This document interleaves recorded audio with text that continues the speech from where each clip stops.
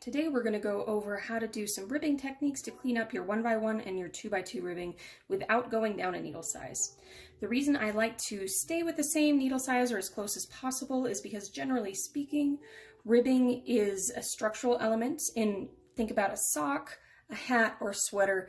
That section, we need that fabric to have a lot of stretch and memory, and going down a needle size really seems to defeat the purpose of that structure.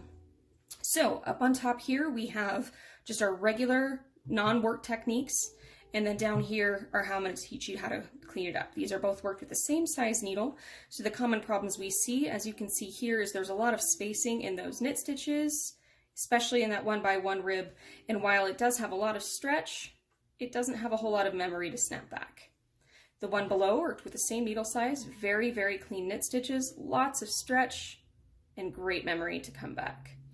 Similarly, with the 2x2 up here, we tend to have a lot of issues with spacing in those knit stitches or even laddering, particularly where the stitches meet that purl transition.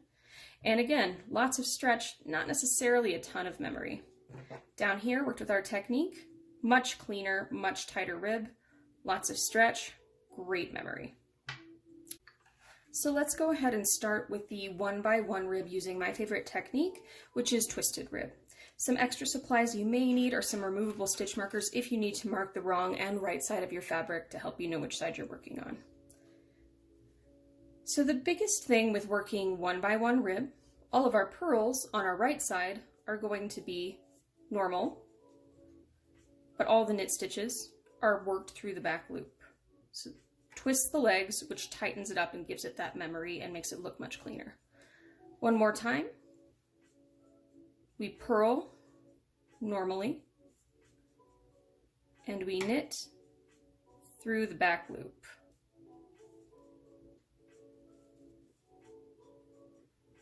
Purling normally, and knitting through the back loop. Okay? Purling normally, and knitting through the back loop.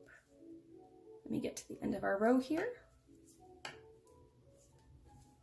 Now, if you are working in the round, this is all you need to do. You're just going to repeat this row until the ribbing is the length that you want. However, if you are working flat, I will show you how you work row 2. Okay, so we just finished with our right side, which you can mark with a marker if you need to. And now we're on our wrong side. So on our wrong side, we're going to do the opposite. We're going to knit normally through that front leg as you usually do, and we're going to purl through the back loop.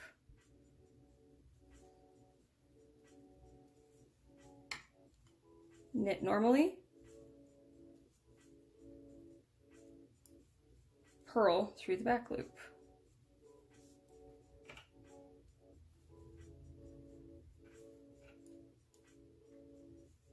Knit normally,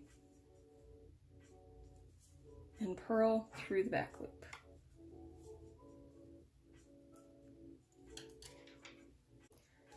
Now for our 2x2 rib, both the right and wrong side rows are worked the exact same way. You just kind of have to get into the flow of what you're doing.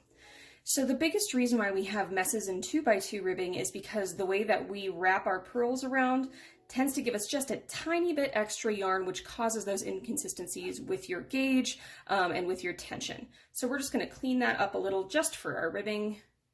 And how we do that is normally when we purl, we go up over the top of our needle. Instead, we are going to go around the bottom of our needle. It's worth noting this is going to twist your stitch. We will deal with that on the next row. Purl, wrapping under. So you're going clockwise instead of counterclockwise. All your knits, you're going to do normally.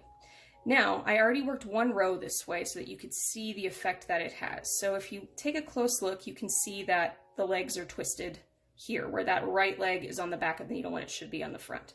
So whenever you work a knit stitch using this technique, you will be knitting into the back of it, which essentially turns the stitch around right. So in this technique, we do not want the legs of those knit stitches crossed the way that we did in the 1x1. So purling, going clockwise, and knitting through the back.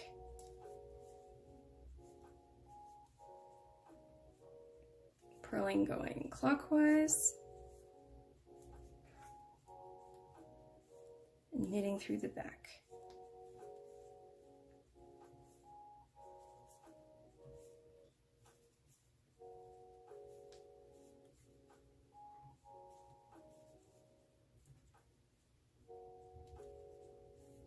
And you're going to work your next side the exact same way.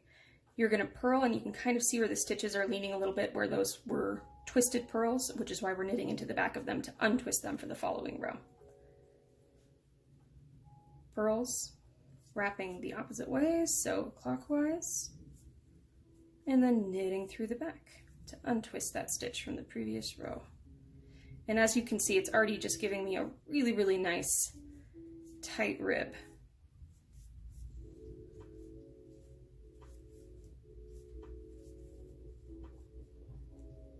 Don't have any spacing or laddering where it meets that purl section, which is what we're going for. Thank you so much for coming to Wednesdays with Ray. I hope that these techniques are some that you find useful and can integrate into your own knitting. And if you have any ideas, please feel free to say so in the comments.